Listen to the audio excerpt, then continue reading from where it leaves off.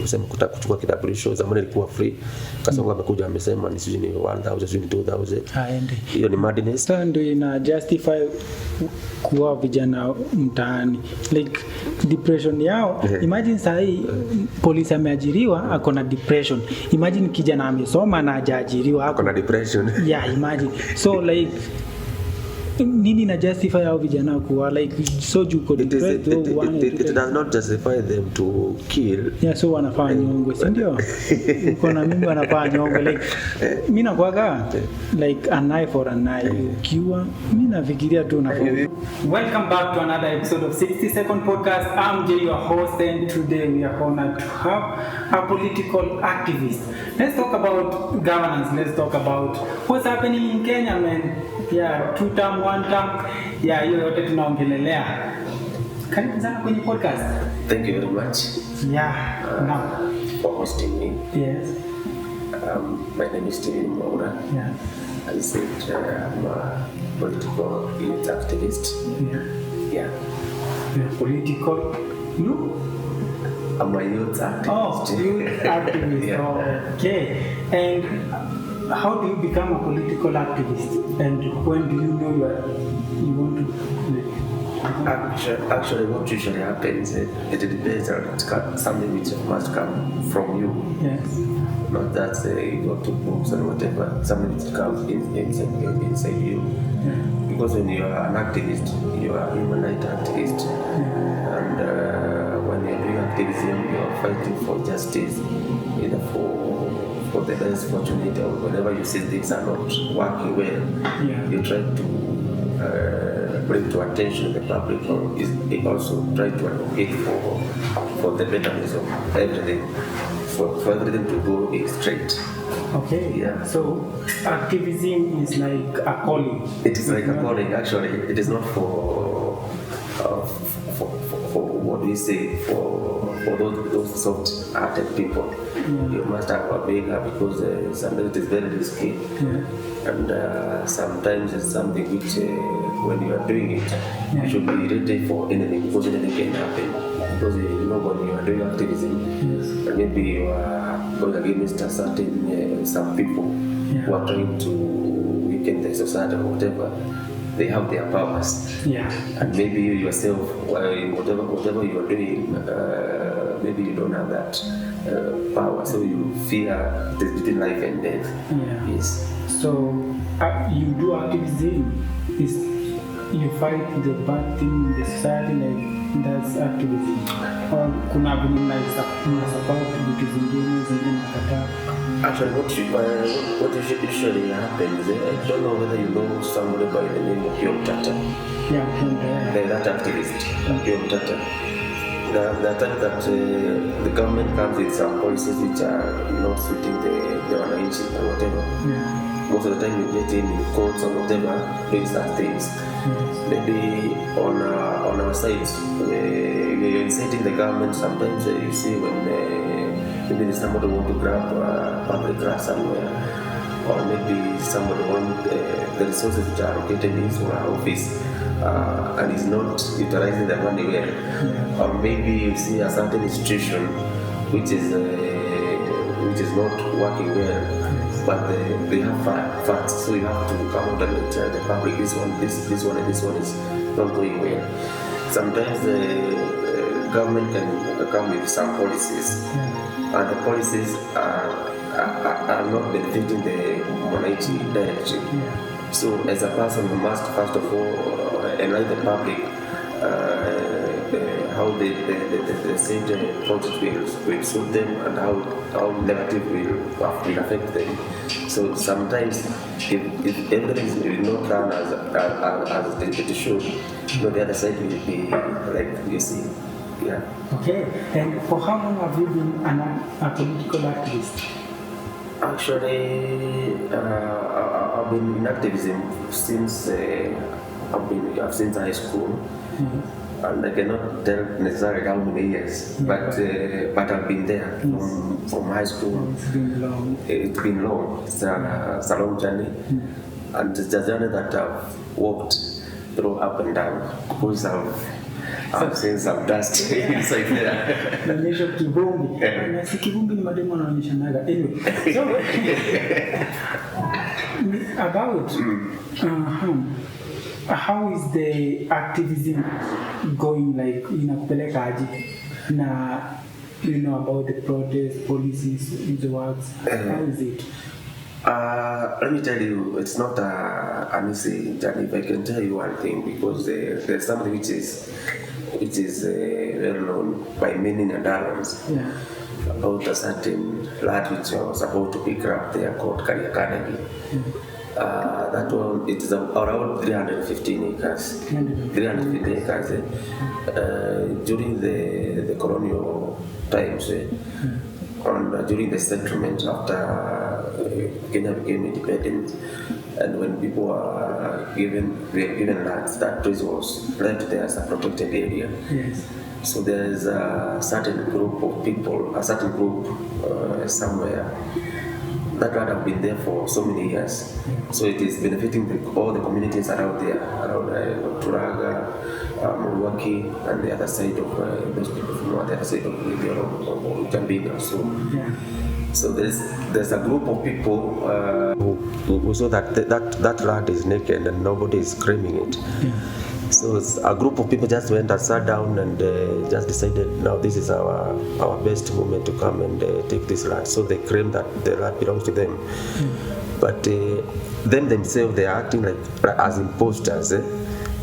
But somebody, a very senior person, I don't want to mention the name right now, a very senior person somewhere, I was using the said group to claim that the land belongs to them because they wanted to lease the said land to somebody from South Africa. Sometimes back there was a buyer who went from America, but when there were those caves, he just ran away. So when the grabbers came, they started fencing the said land. That 315 acres. They started fencing and everything.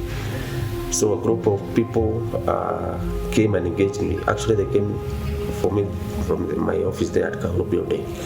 So they came, they gave me the story. Then I told them, sometimes you don't get yourself somewhere because first of all you have to go and see, then you get the history of everything. So when I went on the land, even without getting any story or anything from somewhere, you see this dam, it's a national dam. So we started topping those people who are trying to grab the land and to fence the said land, and we stopped it from that juncture. I had a meeting of almost 300 people. So we started asking ourselves how we try to protect the said whatever the said land. And you see when it is the government which is maybe somebody from the government is the one who is trying to grab and whatever. Just like that land from David land, you see there are some kills and some stories inside there. So somebody want to stay the land. So when we started, we struggled and we were able to stop the fencing and any other doings from the said land. But I can tell you, my friend, it has not been an easy journey. But I want to thank when I started that journey, I was fought right and center by some people, some individuals. But I want to thank the Nyandara Senator because when immediately I went there. So that's Senator Methu, Nyandara Senator Methu came in and actually he requested for a statement from Senate, and the report came with the recommendation which came out and which the county government was cited on the basis of what to do.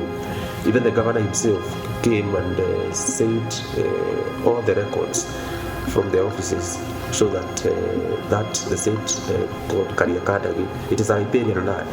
You know what is a riparian? What's a riparian? Riparian land is mahali kuna inaitwa aje? riparian it's a land which ambayo iko na maji. Oh, it's like a swamp. It's like a swamp. But not that swamp there. Yeah. And you know there are recommendations from NEMA. You know you cannot own there's some recommendation from NEMA and whatever. You cannot own such a riparian land, the government whatever utility. So the report came out, and then the governor came saying that all the documents show that the state Kariakadagi show that that's riparian is public land and everything. So they promised to come because there was a very big trench which said walikuwa wamechimba ndio waweze ku drain hiyo maji yote. Walikuwa wamesema atakuja ndio iweze kuziba ndio maji iache kutoka. So from that time until now it's been a journey because I've once been summoned by the OCPD Jabini police station. We have even started with the DU Jabini. I've received threats. And not just simple threats. So it is just activism. You know, we have stopped something. You know, 315 acres. Somebody from somewhere maybe want to raise from somebody. Maybe he or she have been paid millions of money. And you see there is kuna kamutu fulani kamekuja hapa anajaribu kusimamisha. So you can tell how things might be. Uko ndani ni komodo. And is that because kuna bad governance in Kenya? Actually, yes. Actually, let me tell you one thing, because when some things happens, they don't just happen. Like if you can get if you yourself, maybe you have left your wife at home, then you get me maybe for example, ukirudi nyumbani upate kuna viatu pale nje. So whom will you blame?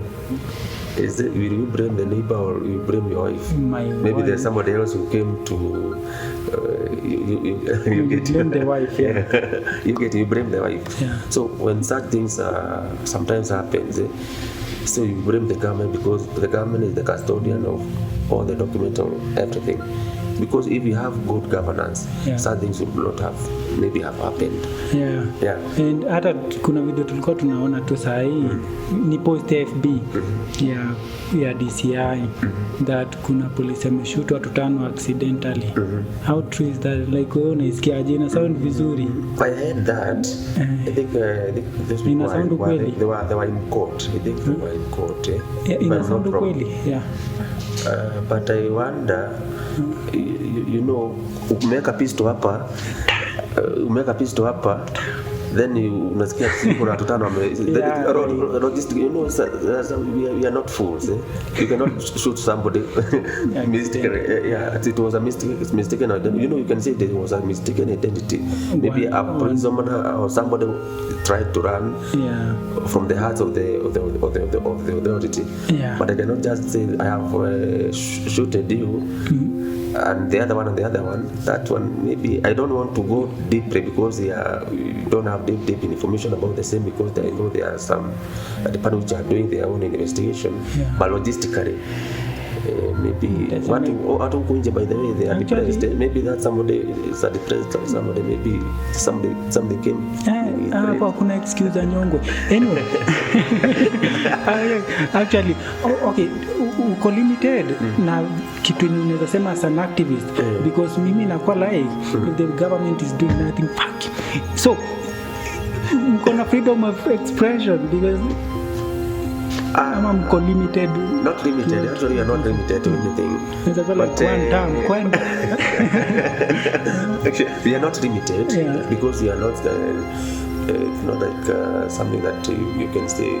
Well, umeajiriwa kupika, kazi yako, your profession is kupika ugali. So unapika chapati ama mandazi. So we are not limited to anything. Hata wewe mwenyewe, you personally, hata even if your neighbor, whatever I see, maybe kila siku unapiga bibi.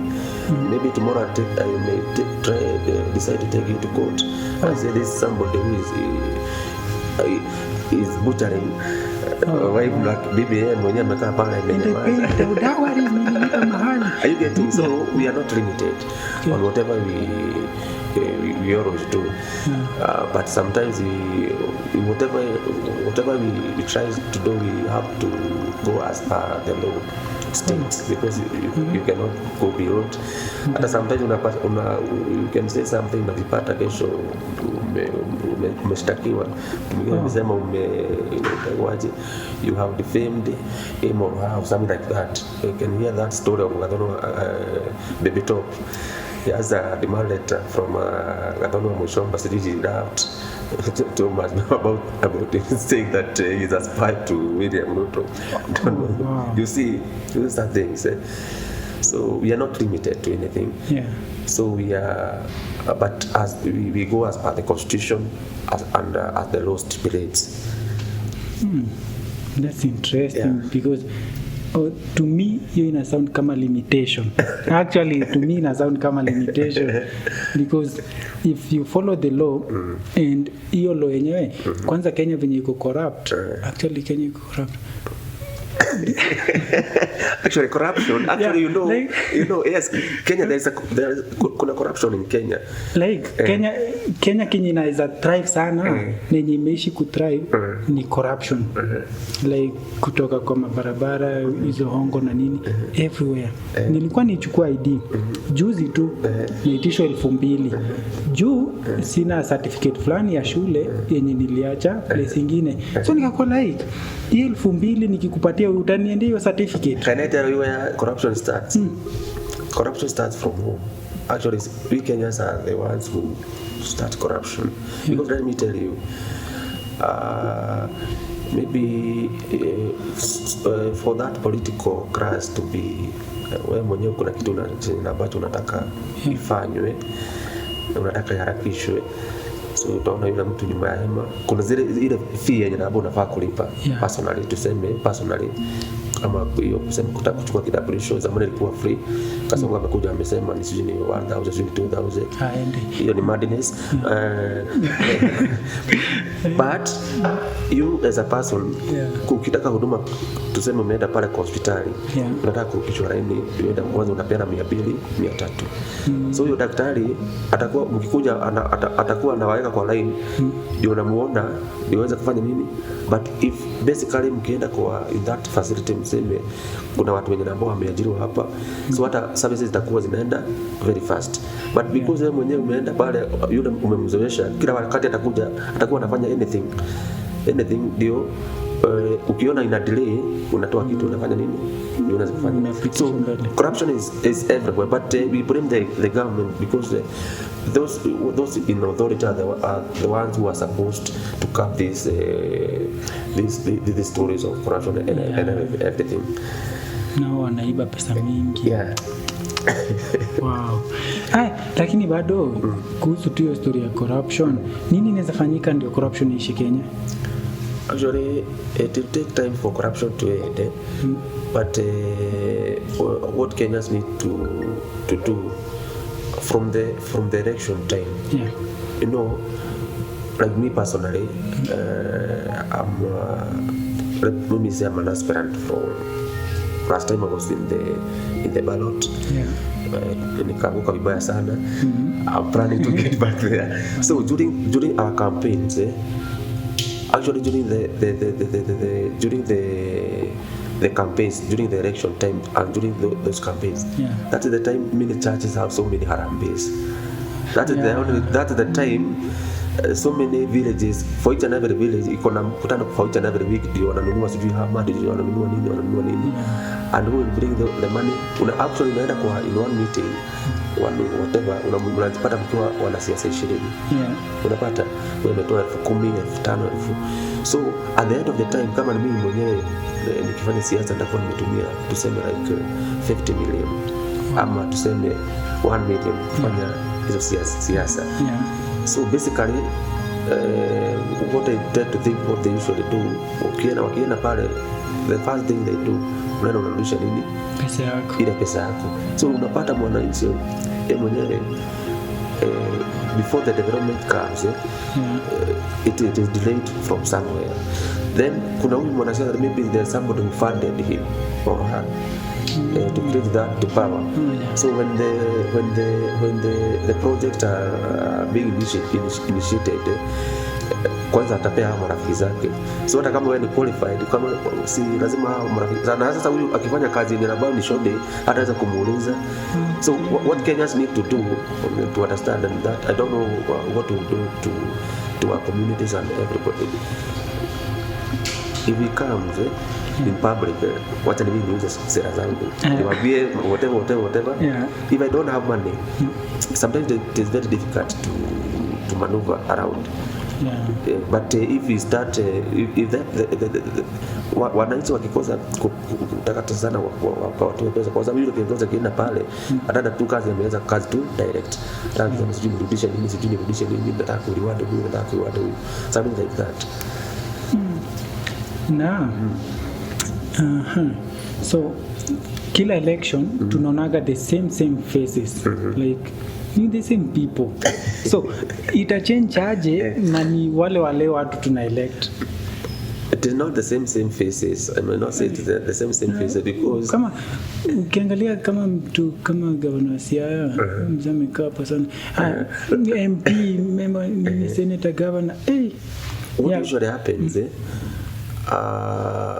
leadership, it is not that is the same people because as mimi mwenyewe last time nilikuwa kwa ballot, so the same person will be maybe in the ballot in the year 2027. After that, maybe after kwenda tuseme majaliwa nikichaguliwa niende 1 or 2 terms ama 3 terms, nitasema nataka kuelevate niende hapo juu. So kulingana ile kazi ambayo nitakuwa nimeifanya hapa on the grassroots as an MC, so I need an MP ukifanya kazi mzuri hapo juu. So it depends. It is not the same people, but it depends with the kind of leadership that the same people are offering. But sometimes still we usually tell Kenyans you just check you balance things. You don't say that because somebody comes from a certain family. Because if maybe you can take for example Raila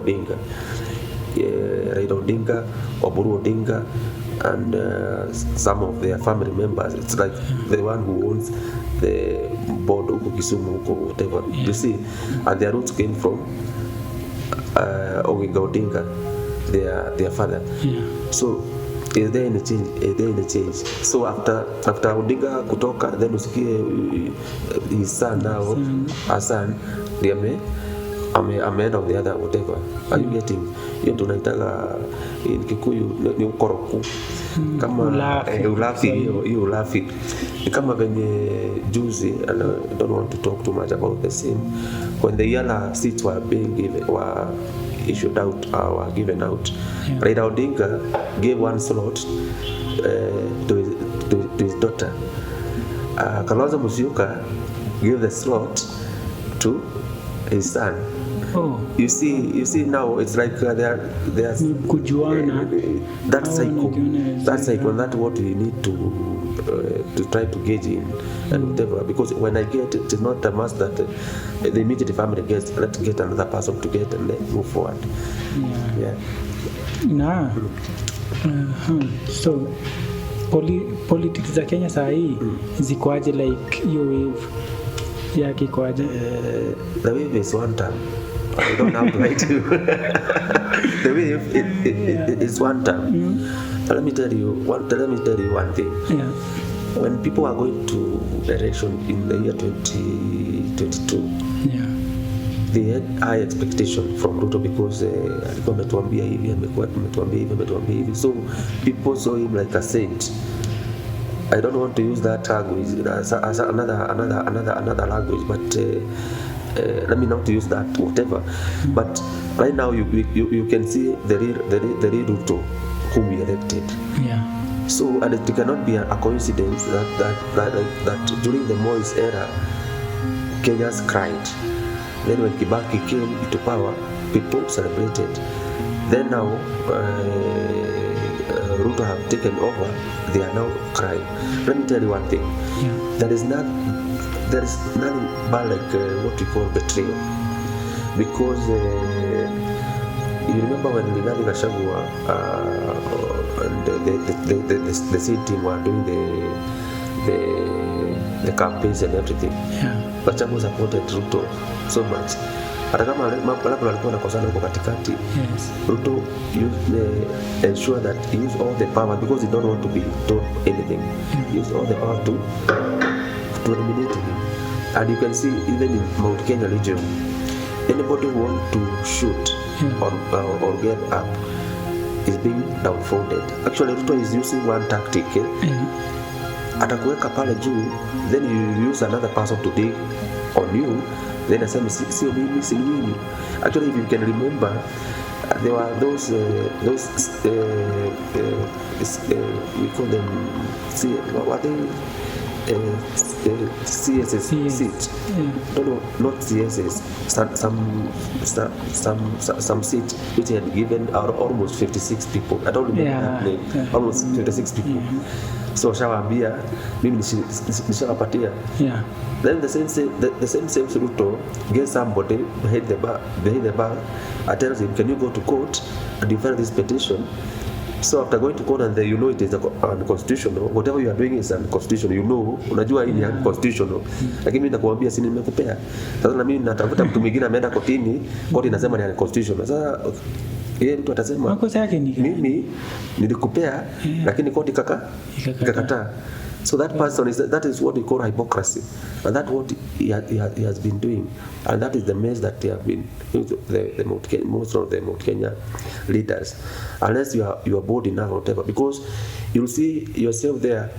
Ama nakwambia hata useme kitu fulani, lakini mwenyewe akikuja hapa yeye anaenda in a certain hypocrisy, something like that. So the politics of Kenya right now, actually people are asking if election could be done tomorrow or the other day, so that we do away with this regime.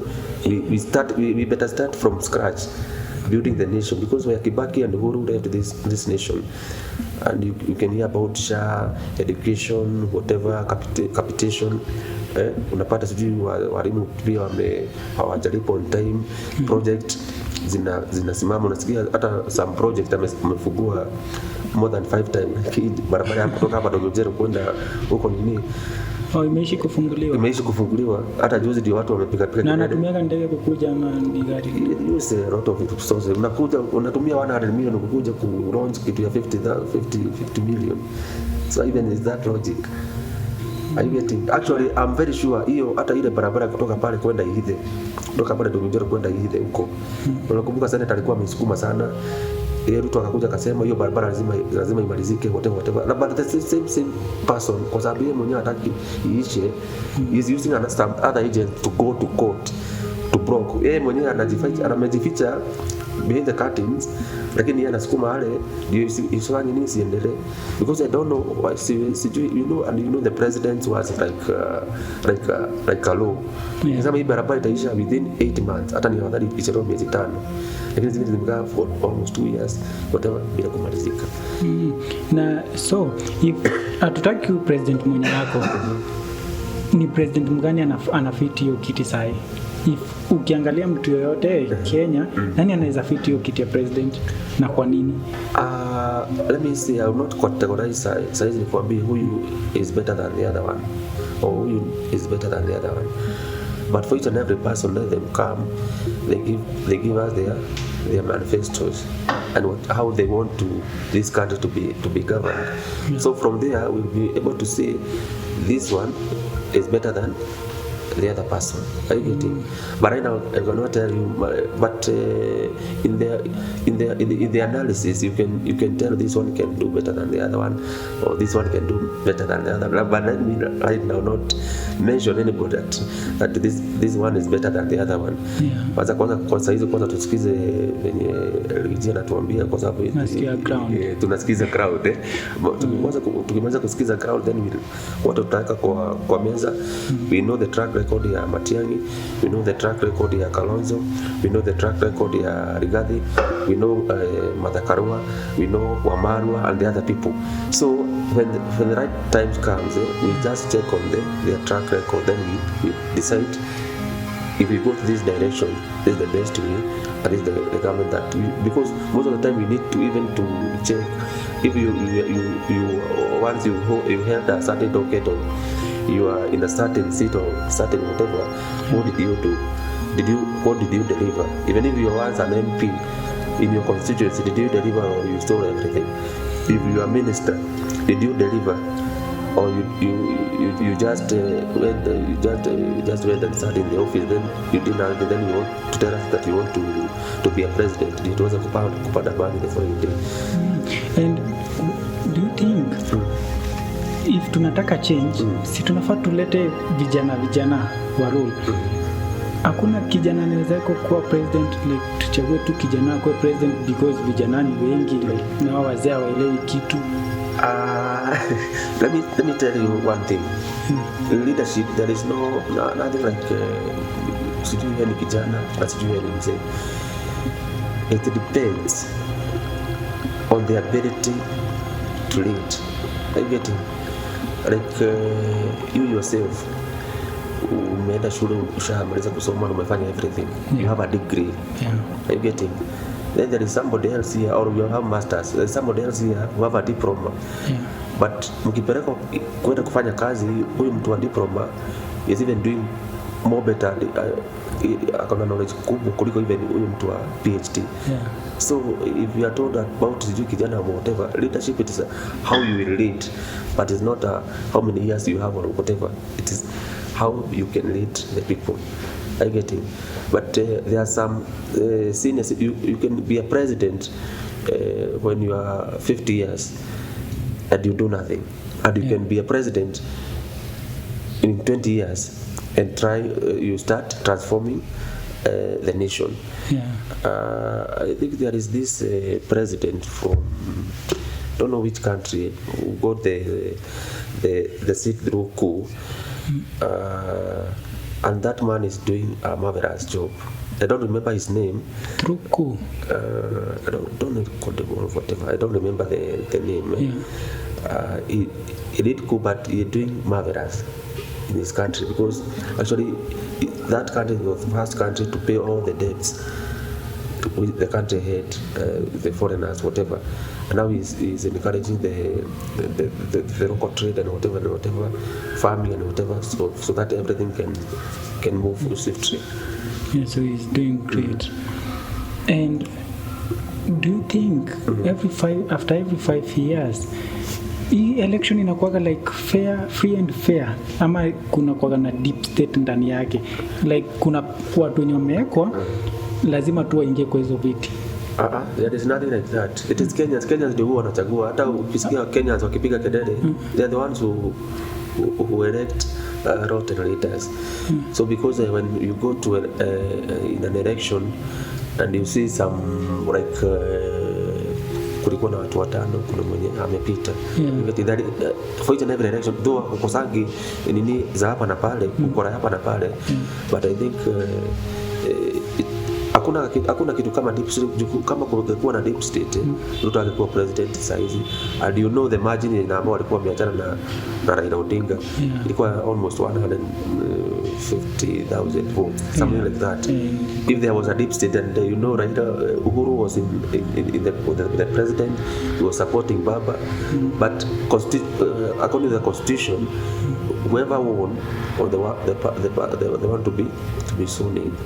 Okay, and also watu Kenya wanachagua na emotions, hawachagui na leadership, because watu wengi walichagua Ruto because wali feel sorry for him.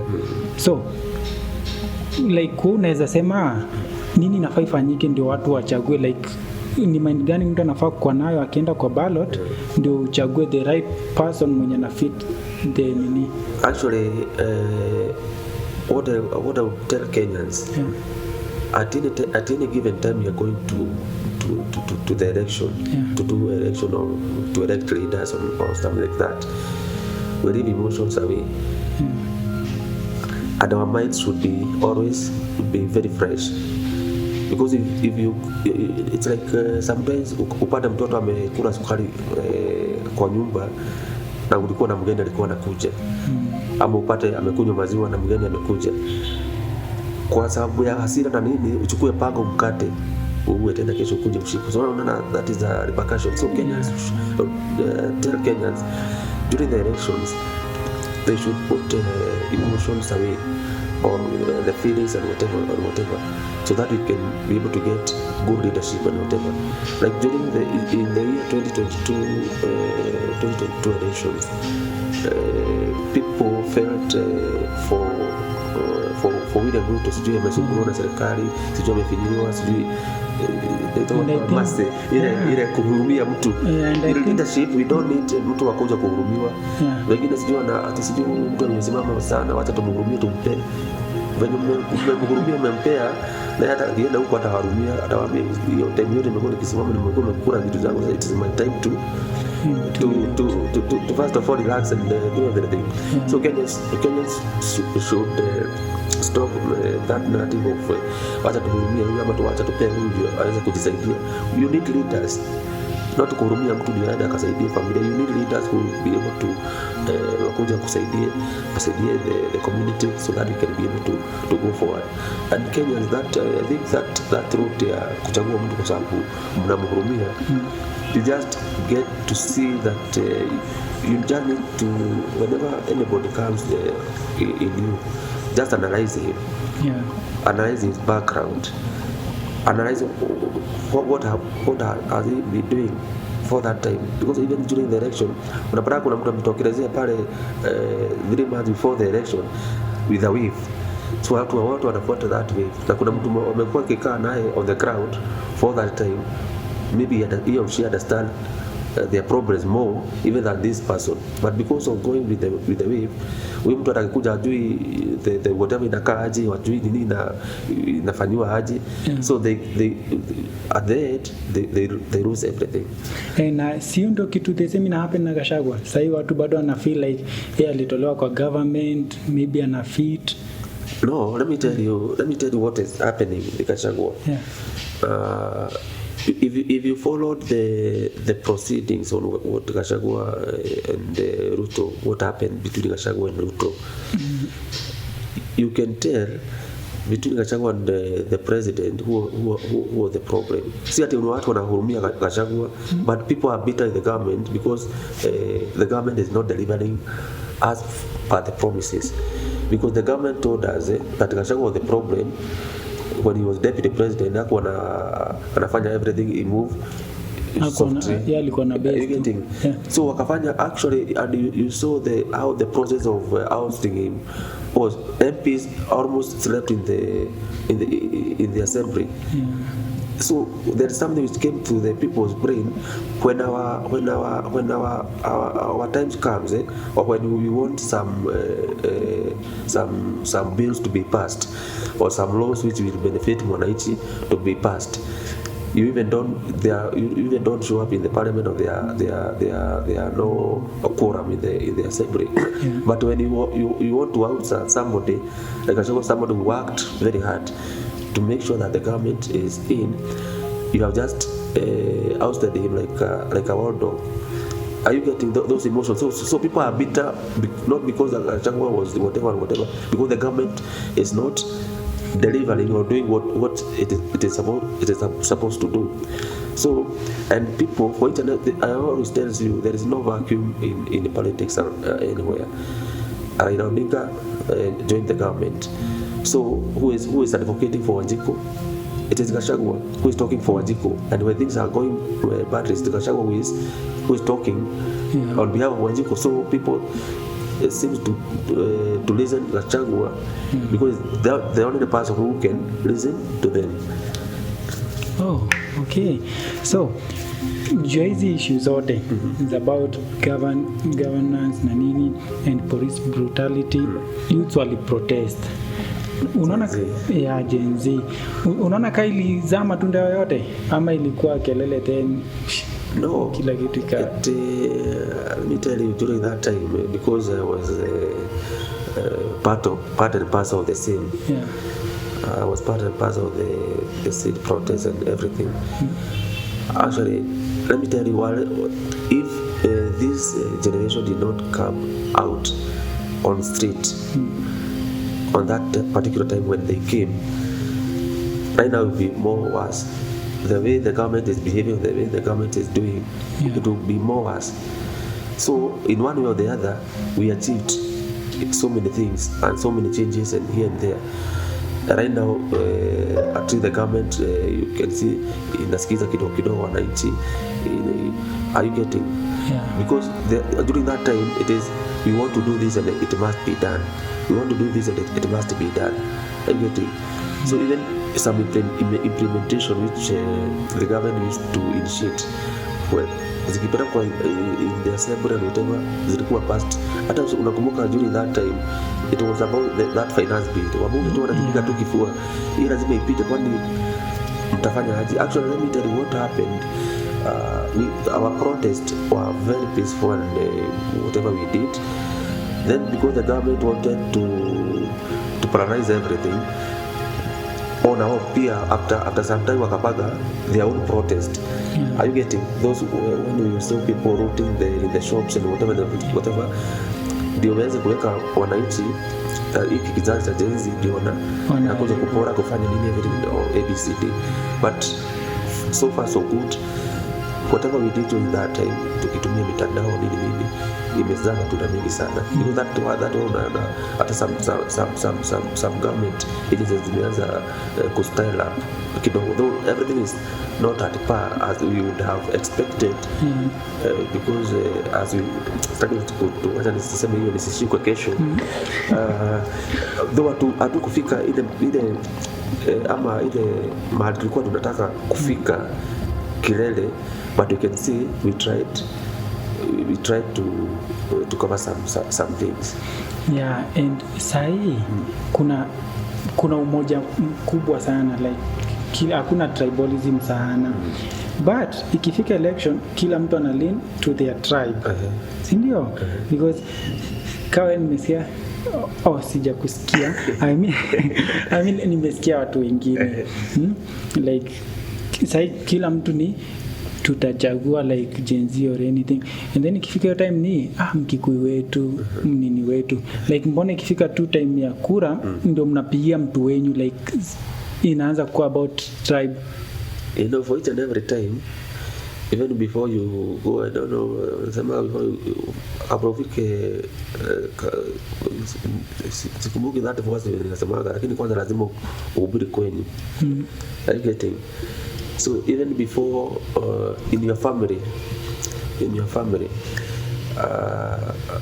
during that period of election, kwanza watu wanaangalia mtu wao mwenye ambao wanaona anaweza wasaidia before you get outside the boundaries. Then when you see you don't have somebody who can be able to help you, you get out of the boundaries. And this is nature. Actually, this is a African way of living, everything. Because even if Raila Odinga himself, he comes in the name of Luos. Kalonzo Musyoka comes in the name of Kambas. Rigathi comes in the name of Mlima, etc., Mudavadi, etc. Now that one you cannot be able to separate.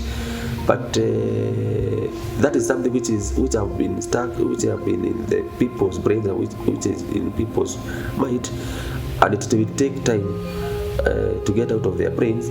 But as the times moves, because people have started realizing it is not only your tribe, somebody from your tribe can help you, even somebody from another tribe can help you more than somebody from your tribe. So it will take time. It is something which has been there from decades. Say kamwene ile ya nyumbani ndio mzuri kamera unashika. So it is inside the blood, but by time it will come out. Hata ukisikia huyu mtu wa Sogoi akisema sijui ni wakabila, sijui ni wakabila, he is the father of ethnicity. Because you cannot be pretending when you're in public you pretend to be fighting tribalism, but when doing government appointment, you are just only appointing people from your tribe or from your community who is tribal than the other, and that is something which have been driven out to try to tarnish the name of Gachagua as a tribalist. Because hata kama unataka kutetea wale wengine lazima kwanza utetee watu wa kwenyu, then as you move forward. So lazima hiyo ni kitu itaishi tu kwa hivyo. By time sisemi itaishi, lakini by time itaenda ita reduce pole pole. Hata what usually happens kama ni tuseme choo yako imeanguka na nipa pia imeanguka, kwanza utatengeneza gani? Kwanza utatengeneza familia yako ndio, alafu uende ukatengeneza ile nyingine. So you start preaching from home before you get out there. Wow. So tutoke sasa kwa hiyo story ya uchaguzi kwanza na nini juu siko 2027. By the way hata ABC hajatengenezwa. Iko. Na kuna hiyo party ya eti nini ongezwe kwa miaka 7 term ya president. That is satanic. That's satanic. You know William Ruto what is doing? Actually ukiona hiyo nini ya huyo Cherargei, hiyo nini anapeleka sijui the Senate waweze kuongeza muda wa rais ama muda the term of the MP of whatever mwenye ambao amechaguliwa ikuwe from 5 years to 7 years. That is the Ruto's project. So anajaribu tu kuweka nini kwa maji ndio asikie venye Wakenya watafanya. So meaning size inaweza kuwa not implemented right now, but that's a signal. If it goes to another term, it will immediately begin the another term. So the constitution will be changed immediately. I look at from 5 years to 7 years, so that we can be able to run again in 2032. Are you getting? So that is the strategy he's trying to create here. Ama ikiweza pita saa hizi through the parliament or whatever, you can be able to even run hizi miaka 5 akimaliza, sasa atasimama ingine 7, alafu atasimama ingine 7. Are you getting? But wakiweza taka kuileta tena uirudishe sijui kwa 7 years, hata sisi tutaendea ile kijana wetu kutoka kijana wa Ngenda Uhuru Kenyatta, si atakuwa liable to run for presidency. So I think even the opposition might think huyu mtu the only person who can anaweza kuwa yule, so hata sisi tunaenda tumwambia hata wewe kuja simama tungangana na jamaa. Na hiyo ndio itakuwa kadi wakibaka kadi yao, na sisi hata sisi tunaweza panga yetu. Hebu tutoke tu kwa hizo stories hizo za election na nini, tuongelea about police brutality. Vijana wengi wanauawa like for no reason. Nini inafanyika, nini inaenda wrong? You see, when you have bad governance, it starts from up. Sio kama ilikuwa na bottom up. Inaanza pale juu. Kama if the president is not working, ulisikia juzi the minister has said that when you see anybody somewhere you should to kill. And then the president comes anakuja anasema ukipatana na mtu unapiga risasi wapi? Ya mguu. So what does that tells you?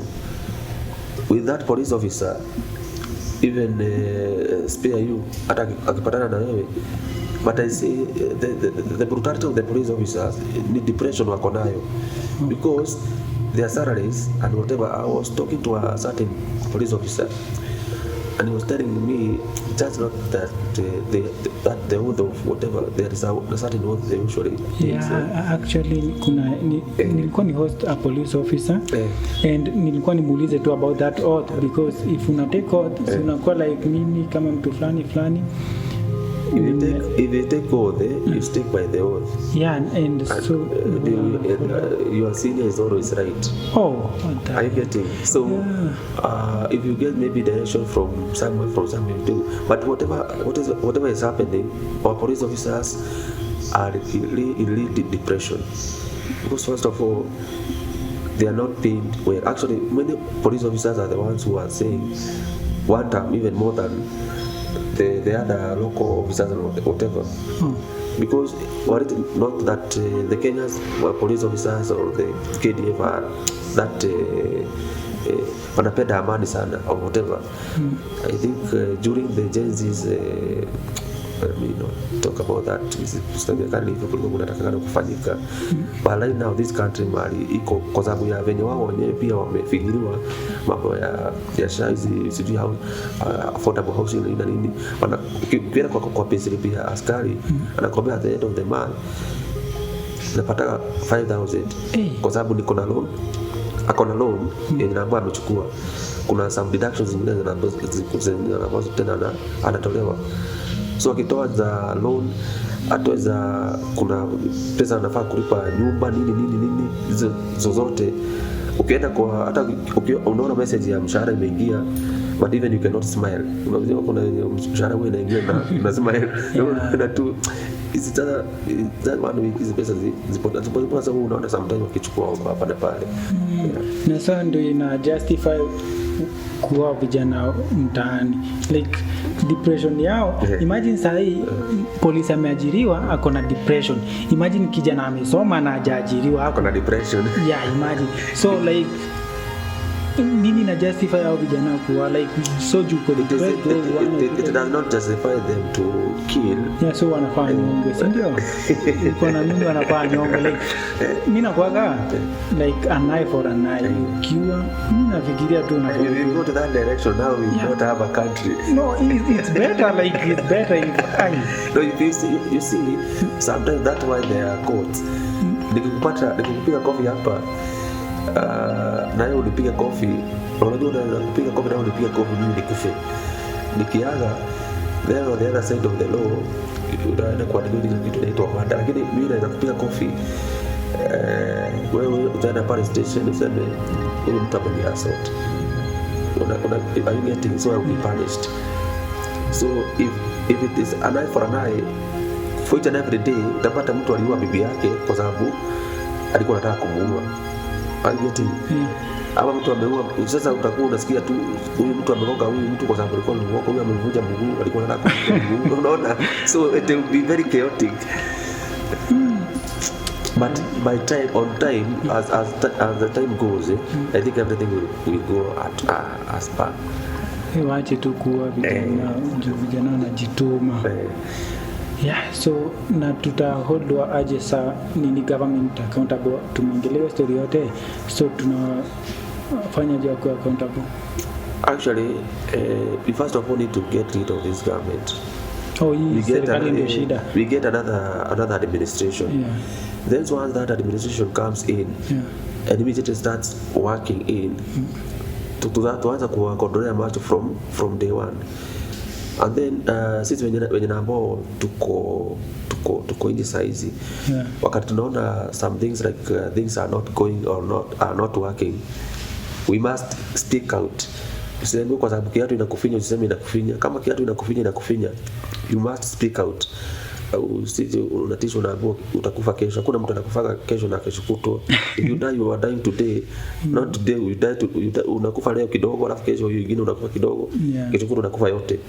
If it is get to a certain path, and that is the principle that I always believe. If I want to go to this direction, you cannot change my mind unless I get to see whatever maybe I'm advocating. Kuna some changes zimeanza kufanya nini, zimeanza kuchange. Are you getting?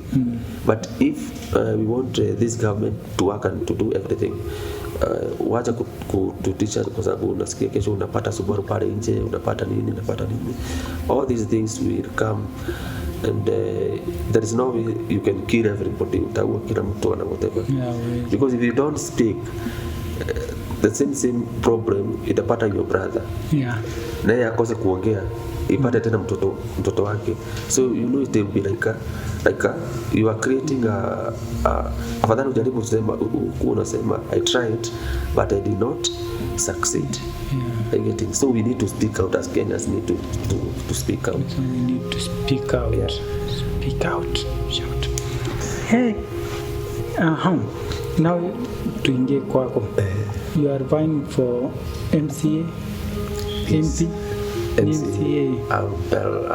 Very soon I'll do my pronouncement, because that people have been saying that nimeenda chini ya maji sana, sijakuwa on public for some time, and that is very true. Nilikuwa nimepotea kidogo on public, and what people don't understand that there was a time that I had not been feeling well. I'm getting, and basically I had not been engaging so much on whatever here and there. So when during that time, I think the last statement that I did there at Musani, I don't know whether it was on Musani Garden or whatever, nilikuwa na hema kidogo, shida ya mafua. But again, by time when times ile time ya pronounce ourselves ikifika, we pronounce ourselves, because we have to get back to the public and tell them what we need to do, with the big quote, which is rebuilding another word. But to make the records clear, I'll be in the ballot in the year 2027. It's just that I will not pronounce myself officially, because even some people are thinking, because the last time tulianguka hatutarudi, but I've been with the community for quite some time. When I nilienda because of the health issues here and there, then nikapotea on public kidogo, then I needed also to reason whatever I've been doing, whether kuna kitu nilikuwa na impact kidogo, nasikia hii mbona natoa ndio alikuwa naongea tu sisi whatever, and I'm very happy to see that all whatever I've been advocating for in Nyandarua, I've not been advocating just for the great people of Nyandarua, but for Nyandarua, everything have been moving swiftly, and you can say we have some fruits. I get it. It's just that some finances sometimes inatuletea shida kidogo hapa na pale, but we know by time we'll be there. But what I want to tell the people of Nyandarua, I'm there, and I'll very soon I'll be getting back to them, tell them what we need to do as much as the building Nyandarua is concerned. Since unasimama MCA, mimi nafikiriaga hiyo kitu ifai kukua like wanafanya nini? Kazi ya MCA ni nini? You know, ile kazi kubwa ya an MCA, first of all, ni representation. Kuwakilisha wale watu ambao wamemchagua. The other one is registration. Ukienda pale bunge unaenda kutengeneza zile sheria zina ambazo zitaweza kusaidia nani? Wananchi wako. The other thing ni oversight. There is the county assembly and the executive. Oversighting, it is just saying if the executive is not implementing ABCD, you have to there is that the way that you oversight the executive, either the office of the governor or the other offices. I getting. So in all those whatever, that is the work of an MCA. MCA akifanya kazi yake pale in the assembly, nayo the executive inafanya kazi yake. Kama mmeleta tuseme kama ni maneno ya finance na whatever, the required committee wanakaa chini wanaangalia kama ina suit mwananchi wa kawaida ama inamfinyiria. So akitengeneza zote tena wanarudishwa wapi? Kwa executive. Kama chenye na ambacho walipitisha executive haifanyi kazi, so wanafaa kuuliza what are you not doing ABCD. So hiyo ndio basically kazi ya MCA. Ni the same na senator, jupia senators in oversight ama like actually in the assemblies, all the assemblies, it's like they have the same roles. All the assembly, either the county assembly, the national assembly or senate. Sasa hiyo ndio wakati devolution ilikuja, hiyo akaunti serikali kadogo ya county. Sasa hii nyingine ni ile kubwa ya senate ni kubwa ya national ni nini ya county ni county. And since unasimama bado nini utafanya like different, because if niko oversight like kila mtu anaweza oversight, si nikuangalia tu ama you know see, not doing anything different or whatever, because first of all, when you are elected, and you get that seat, some people say, hey, I'm in heaven. So whenever you ukienda bunge pale, you work just to go and sleep and do whatever. So first of all, if I'll get a chance to represent my people of Gadara Ward, napenda sana, so you'll have to sit down with them. Kama ni maneno ya health, we know how we'll implement health. Kama ni maneno ya barabara, tujue ni which whatever zina ambazo zinataka agency, ndio tukienda pale nijue ni zina ambazo tutaweka pesa na tuongee na executive kufanya vitu kama hizo. But right now I cannot tell the people of that mkinichagua barabara zetu zote za Karamu tutafanya nini, tutafanya nini, lakini na ambacho hauna at that time nitakuwa na wadanganya. Are you getting? So tukifika pale in the assembly, because for each and every department kuna all these kama those small ministries or whatever, for each and every department lazima tujue itaallocate nini to my people, niweze kufanya nini kuweza kusaidika. Mingine ni maneno ya education.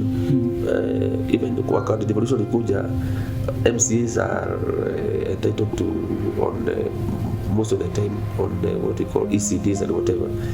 We see how na kuna kitu inapo chogo inanikasirisha sana, because an ECD teacher unaona umeletoa mtoto ajui kuandika, ajui kufanya nini, but they are paid, their money is like very little money. So actually what I've been saying is, if I get a chance to get to that assembly, I think the first thing I do is to table a law, yote to table a certain law na ambayo itafanya au walimu kuwa na kiwango fulani cha pesa na ambao watakuwa wanalipwa a certain amount of money na ambayo itakuwa inamsuit yule mwalimu. Are you getting? Because kama mtoto yule wa nursery wa chekechea, it is the foundation.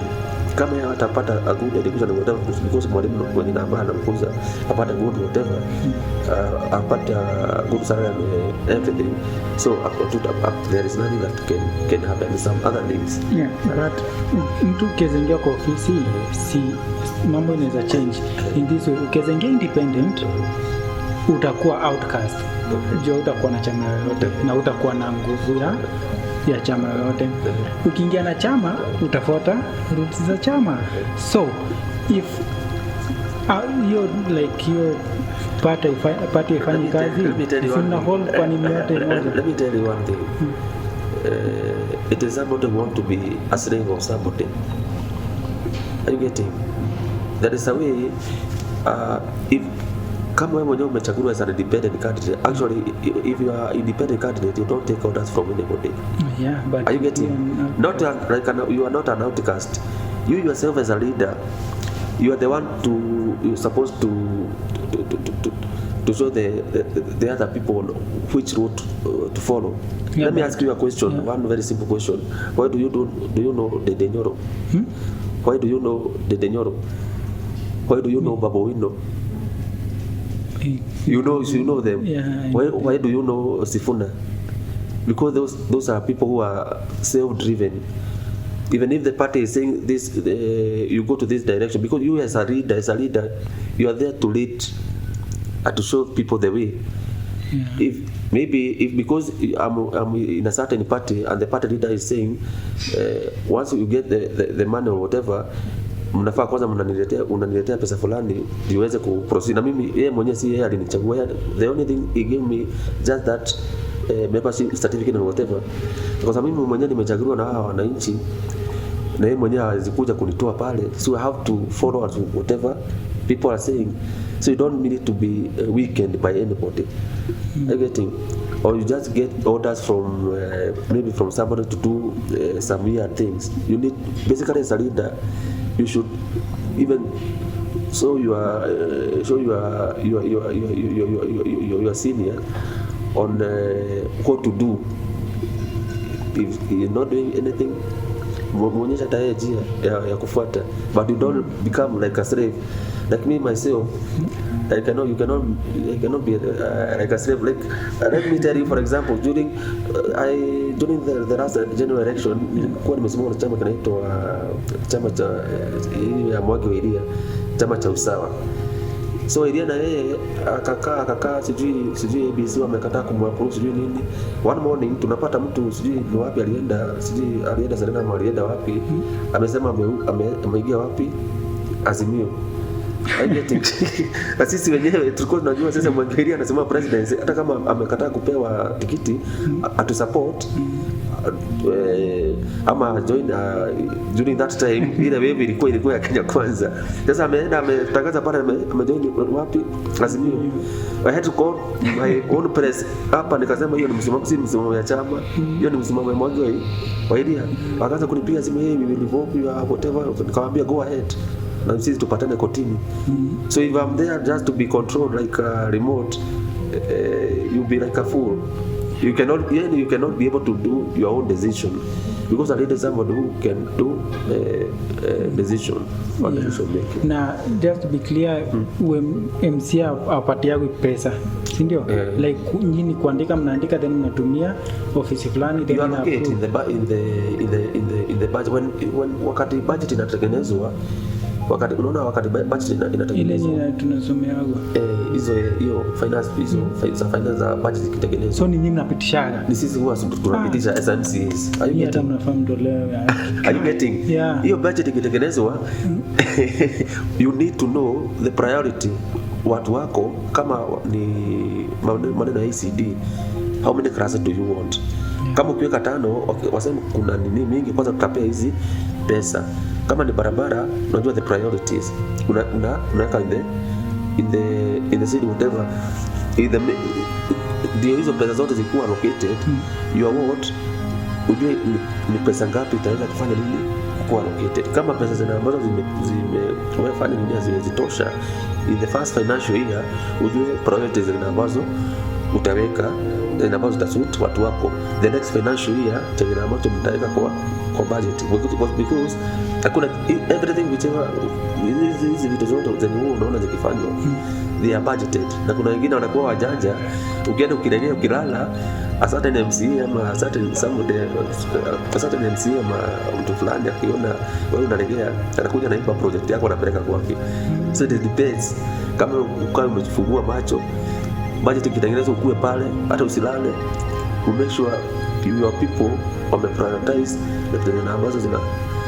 Na ukikuwa unajua wewe ukikuwa hardcore hata kama na mwenyewe hata hawezi kataa kuwaroketia vitu ambazo wao wanafanya vitu soft ndio wanatengeneza nini ma classroom za matope za matope. So tumecover a lot. Yes. And bado kuna mambo mingi kwa politics. Zenye hatuwezi cover zote at once. But if sahi wewe ungekuwa president, sahi upatiwe ukuwe president, nini ya kwanza ungechange in Kenya? Actually the first thing unaona health system, first of all, for each and every country to run, the most critical thing ni mambo ya health. The other thing ni mambo ya education, because if you download maneno ya education ikiweza kuwa down or whatever, everything runs down. The other thing ni maneno na security. Those are the 3 major things. Then the other thing, wakati unatengeneza economy, you don't charge people huge a lot of money. For example, wakati Kibaki alikuja alisema kila mtu atoe kodi ili tuweze kujitegemea, si ndio? Akaleta bodaboda whatever. So alifungua biashara mingi. Unaona, so kuongezea nini ushuru kakuwa kubwa sana. So because wakati unataka watu walipe ushuru in a certain moderate way, in a certain fee ambayo itasuit everybody, so kutakuwa na nini kubwa ya kufanya biashara. So biashara zitakuwa mingi, so at the same time ndio utaweza kufanya nini kuchukua ushuru mingi. Lakini wakati tuseme mimi mwenyewe nimeweka biashara yangu hapa ya kuuza githeri ama ya boutique, nikwambia lazima ukuwa unalipa kila mwezi kama ushuru 2,000. Kwa hiyo nyumba unalipa 5,000 kwa mwezi. So mtu mwingine akikuja license tena kuchukua license pesa ikuwe juu. So hata mtu mwingine akitaka kufungua kazi mahali pengine fulani hataweza kufungua, lakini uki narrow down the licensing, kulipa license ndio utafungua mingi za kufanya biashara. So me myself I have prioritized with education, health na security. Na sasa mambo ya taxation, kurwa down the taxation ndio tuweze ku broaden hiyo kuchukua ile ushuru. So one last question before tuifunge, if you had one power to fix one thing in politics in Kenya, what ingekuwa ni nini? Right now I'm given one thing. You had a power to change one thing in politics in Kenya. First of all, to make to send Ruto home. One. Oh. You know when you're right now, if I'm given nikuwe na more power, unajua sasa lazima kwanza utoe mtu fulani mwenye anambia afanye kitu fulani ndio muweze kusonga mbele pamoja. Saizi hata ukinipia that whatever na huyo mtu wako hapo, you not be able to do anything. So ndio unatoa kwanza unatoa yeye kwanza ndio sasa uweze fix the nation. But one thing I can do if I'm given a chance to lead this country, the first thing in ambayo na mimi mwenyewe naweza fanya ni hiyo tu ya licensing. I have to make sure all the licenses mambo ya kuchukua licenses na whatever hizo zote zimekuwa narrowed down. Sasa tuweze kuanza kuexpand nini ya biashara nini hapa na pale, ndio hata nchi nayo iweze kukua. Ndipo nimekuambia wakati Kibaki alikuja, yeye alileta bodaboda. So bodaboda wakati zimekuwa mingi, ndio nini ushuru ikakuwa, pesa zimekuwa mingi. So that way mwenye akichukua nchi haikuwa mzuri that time. But wakati alichukua nchi, kwa sababu hata kama ilikuwa down, he was able to give people free primary education, of which a part and parcel of the free primary education. Kaanza kujenga Thika Road, kaanza kujenga everything, you can see whatever he did. It is just to kufungua tu nini ya biashara, transaction ikuwe moderate. Okay. So hapo ndio tutakafungia. Thank you so much for coming. Yeah, tuna appreciate sana. Tutakafungia hapo. Guys, this is the 60 second podcast. Kuna mambo mingi hatujaongelea, tutaendelea kuongelelea.